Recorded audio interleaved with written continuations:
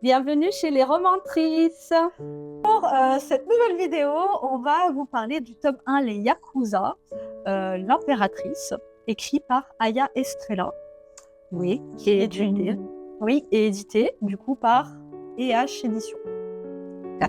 Donc Aya Estrella est une autrice française qu'on a découvert avec ce livre justement. On est sur un livre évidemment sur la mafia japonaise avec comme genre de la dark romance, un peu la vengeance La aussi, vengeance.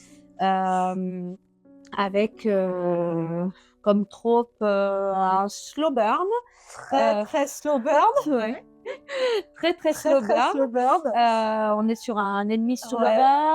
burn, un found family aussi, donc où ils se regroupent bien tous ensemble. Attention au trigger warning. Plusieurs trigger warnings, donc c'est vraiment une vraie dark romance, donc interdit aux moins de 18 ans, on va dire. Ce qui explore beaucoup de thèmes assez sombres, voilà, qu'on peut retrouver dans ce genre de bouquins. Ouais, du viol, de l'inceste, l'inceste, des scènes de torture, de l'enlèvement, de la manipulation psychologique. Donc il faut quand même être prêt. Et du coup, bon, on va vous présenter ce livre-là.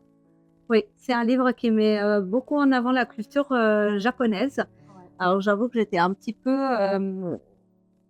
J'avais mes doutes au début de ma lecture. Voilà, la culture japonaise étant une culture très différente de la nôtre européenne, on va dire.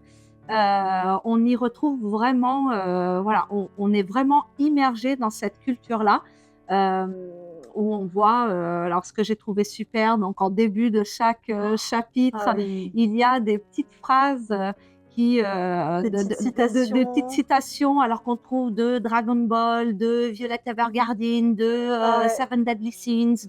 Donc on voit bien que l'autrice, elle est vachement à l'aise dans ce... Et vachement influencée aussi voilà. par cette culture-là. Donc, tout à fait. et les citations sont très très bien choisies. Toujours. Même si ça vient de manga ou d'animé, en fait, non, on se dit dans ce contexte-là, ça marche. Non, c'était très bien. Et puis on est vraiment, voilà, on rentre vraiment dans ce monde-là de culture japonaise, où on voit un peu la place de la femme dans cette culture-là, les traditions aussi. Les traditions, oui, avec beaucoup de croyances liées en fait à des croyances, en fait, des croyances ancestrales, des mythes, des liens qui unissent l'homme à la femme. C'était vraiment. Et ce que j'ai adoré, c'est qu'on se plonge dans cette culture au même rythme que le personnage principal, et qu'on suit presque toute l'histoire du point de vue de Nikita. Oui. Qui, malgré elle, se retrouve vraiment plongée dans ce pays-là, dans cette culture-là, qu'elle connaît pas non plus et qu'elle découvre vraiment par petites touches, vraiment comme nous. Et ça faisait vraiment plaisir, parce que qu'on soit habitué ou pas, je pense, à cette culture-là, et ben, on arrive à se plonger dans l'univers et à y croire à cet univers, parce que tout nous semble crédible en tout cas. Et on perçoit aussi un petit peu ce décalage entre les cultures, quand elle met l'accent sur quelque chose qu'elle trouve complètement aberrant ou incohérent. Tout à fait. À savoir qu'elle vient d'une culture russe, c'est ça, où voilà, elle n'a pas eu non plus la meilleure des vies, hein, on va dire, un peu une fille fille/femme trophée. Qui a été très coucounée, c'est ça, et très gardée, enfermée. En fait. C'était vraiment la pierre précieuse de la Russie, on va dire, et qui décide un peu de s'évader de tout ça, de s'enfuir de tout ça, de vivre un peu sa vie en dehors de ça. Et de se découvrir aussi, parce que du coup, elle a tellement grandi enfermée dans des règles et soumise, en fait, que c'est ça. Là, elle veut prendre son indépendance. Et, donc elle se voit vite plongée dans cet univers donc des Yakuza, où elle se voit vite, à la limite, revivre un peu ce qu'elle a vécu dans le passé. Et on suit donc le deuxième personnage, Kuro. Voilà. Alors qui est entre guillemets l'archétype du japonais comme on peut se l'imaginer en fait à travers les clichés, voilà très Un caillou. Voilà, un caillou. Elle le décrit tout de suite comme un caillou. Ça, et je trouve que c'est très l'image qui est froid. bien choisi. Voilà. Très froid, qui laisse pas paraître ses émotions, qui est très rigide lié, aussi. très rigide et très lié à ses coutumes japonaises, hein, où la femme doit marcher derrière l'homme. Et on voit donc le côté de Nikita qui dit mais non mais jamais de la vie, hein, quoi. C'est c'est pour ça je trouve ça super. Et vraiment une histoire alors qui nous laisse en haleine tout au long du récit. C'est-à-dire qu'en fait, on n'a pas de... Il y a un moment, alors ça va, ça se passe bien, et on tourne la page et ça s'essouffle. Il y a un truc qui se passe. Voilà. On est tout le temps en haleine, et alors, mais qu'est-ce que j'ai aimé, quoi. C'est voilà, toujours des rebondissements, toujours qu'est-ce qui va se passer, toujours qu'est-ce qui va leur arriver maintenant. Un lien, est-ce qu'il va se créer ou pas entre les deux personnages? Ah oui. Voilà, parce que c'est très très slow, voilà, comme on l'a dit. Voilà, donc, c'est vraiment un slow burn. Il n'y a rien de particulier qui se passe touche par touche. Voilà, mais vraiment, on essaye de comprendre ce qui va se passer. Et les persos secondaires aussi qui sont vraiment, ils ont chacun leur personnalité, leur caractère, donc on arrive à bien les différencier les uns des autres. Et on voit qu'elles tissent aussi des relations différentes entre chacun des autres membres un peu voilà, du groupe, hein, en fait, qui suit Kuro. Et voilà, et avec des belles amitiés qui se lient. C'est vraiment un fan family. Ça, c'était... oui, mais même, en fait, même elle, limite, elle s'en rend pas compte qu'elle est en train de se créer ces liens aussi forts avec certains de ces persos-là. Et ça, c'est assez intéressant parce que, voilà, bien malgré elle évolue et petit à petit, elle essaie de trouver sa place dans ce clan-là, dans cette culture-là qui est très différente de ce qu'elle a à l'habitude, et dans cette envie aussi d'indépendance qu'elle a, voilà, qui est vraiment très très marquée. Et avec quoi elle se bat, enfin, c'est un peu son combat. C'est la liberté et l'indépendance. C'est ça. Donc c'est vraiment une ode à la féminité, vraiment.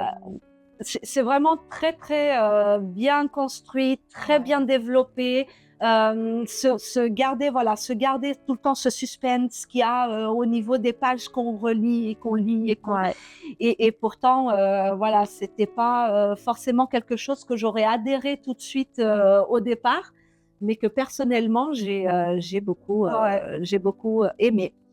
Il y a quelque chose que j'ai bien aimé aussi dans ce livre, c'est que le sujet un petit peu des traumas ou des maladies mentales et psychiatriques quand même est abordé vraiment encore une fois, d'une façon assez réaliste, à travers ce prisme-là de la culture japonaise où il faut quelque part pas montrer ses failles, pas montrer les souffrances internes qu'on a, et du coup, voilà, il y a certains persos qui se battent vraiment contre leurs démons, contre leurs traumas passés. Oui, et le cacher aussi. Ouais, et ils se battent tous de façon différente face à leur trauma et leur vécu. Donc ça, c'était super intéressant. Ça apporte une complexité au personnage et à l'histoire, voilà, qui était très très bien amenée. Mais il fait aussi réfléchir parce que, tout à fait. Parce que voilà, il y a certaines maladies dont on parle peu, où on stigmatise aussi les personnes. Tout à fait.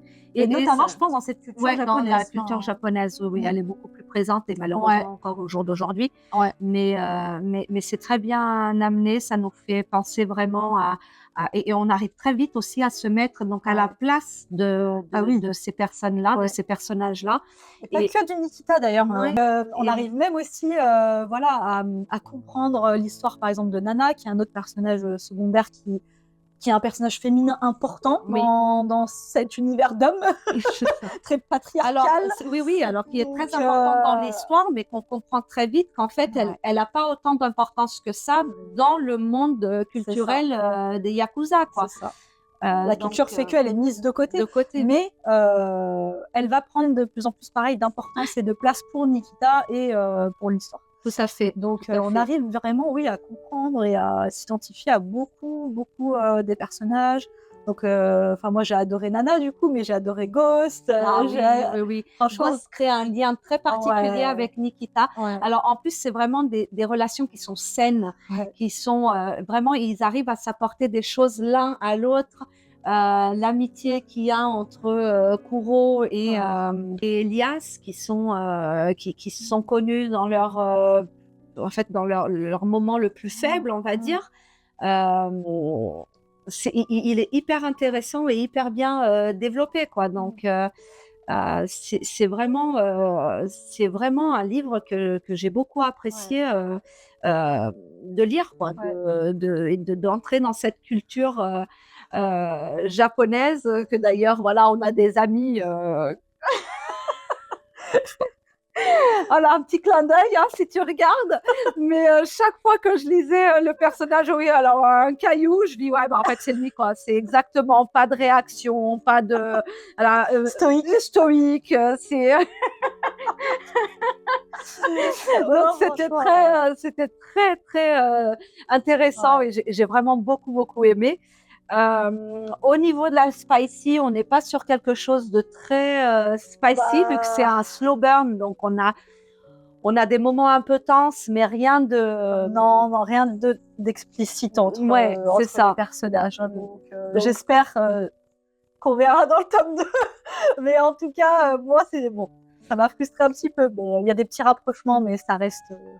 Non, alors moi, j'aurais Assez pas dit. soft. Non, non, moi, ça m'a pas frustrée. Je trouve que ça fait vraiment partie de en fait, de ce qu'elle a voulu créer, Aya Estrella. Tu vois, vraiment, toujours cette tension. Cette tension, et en tout cas, moi, je l'ai senti en la lisant, quoi. Vraiment, cette tension et te dire, oui, bah alors, il fait ça, mais est-ce que c'est vraiment ça ou pas?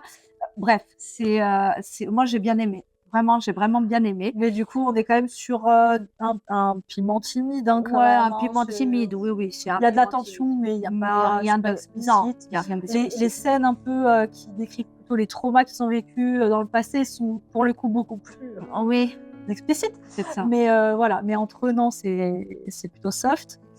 Ouais. Après, du coup, moi, j'ai pas spécialement de coup de cœur en général pour les histoires de mafia. C'est pas le cas de Patty. Patty, elle a un problème avec les histoires de mafia. Elle adore ça. Elle pourra en lire tout le temps. Oui. Donc, bon, moi, ça va rester au niveau de ma notation. On est sur un cœur accroché pour moi. Voilà. Pour moi, c'est un cœur en miettes. Ça a été vraiment mon premier coup de cœur de l'année. Tellement j'ai aimé ce livre-là. Et puis j'en rigolais, hein, parce que derrière, je regardais le patinage artistique. Oh bah tiens, il y a un gars qui s'appelle pareil. Je prends un autre livre, je suis en train de le lire et oh bah tiens, ça parle des Yakuza aussi. Donc en fait, j'avais l'impression que ça me suivait les jours après. Et je dis, mais c'est pas possible. Mais vraiment un cœur en miettes, quelque chose. Alors, comme tu dis, je suis une grande fan des tropes, de tout ce qui va être mafia. Et c'est vrai que ça, en fait, c'est un peu. J'avais lu que Aya Estrella avait un peu des doutes avant de lancer ce livre parce que on était très dans la culture, la mafia italienne, la mafia, bref. Et là, la mafia japonaise, c'était quelque chose qu'on n'avait pas encore forcément lu. Et honnêtement, j'ai adoré.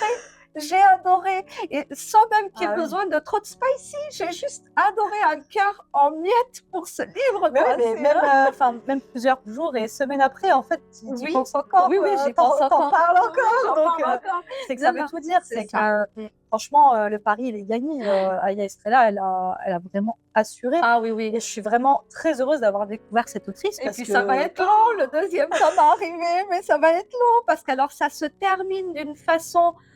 Alors, si tout le bouquin nous laisse en haleine, et à la fin, vous n'êtes pas prêts. Hein, parce que je dis, mais non, en fait, mais non. Ah oui, donc l'attente va être des rebondissements à la fin. Voilà, des grands rebondissements à la fin. Et qu'on a hâte de pouvoir lire la suite, quoi.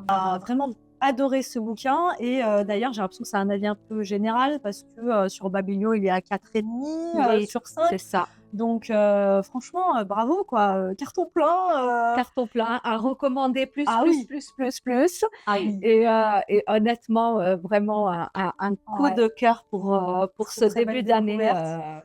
Et on a avec hâte elle. de voir le tome 2 qui sort le 29 avril. Donc, nous, on l'a déjà précommandé Tout à fait. parce qu'on l'adore et on vous fera très certainement une critique dessus ici parce Tout que à fait. Oui, voilà. oui, on l'a précommandé. Ouais. Alors avec alors déjà le premier livre, C'est vrai. Il est qui est magnifique. Alors, juste franchement, magnifique, regardez, avec un jaspage jaspage incroyable. mais, vraiment trop beau. il est vraiment Et magnifique. le deuxième qu'on a précommandé, voilà, dès qu'on a vu, on a précommandé en se disant allons-y. Ah oui. Pareil, c'est une édition limitée, mais avec ouais. un jaspage aussi, et un vrai, vrai, vrai coup de cœur, quoi. Vrai, vrai, vrai coup de cœur. C'était vraiment très très sympa. Donc, si vous avez lu le livre ou si vous avez d'autres recommandations, n'hésitez pas à en parler dans les commentaires. Voilà, à s'abonner aussi. Suivez-nous, abonnez-vous sur notre chaîne et sur les réseaux. C'est Chez les Romans Tristes, ici, Et on lit, on ressent et on ose dire. À bientôt. À bientôt.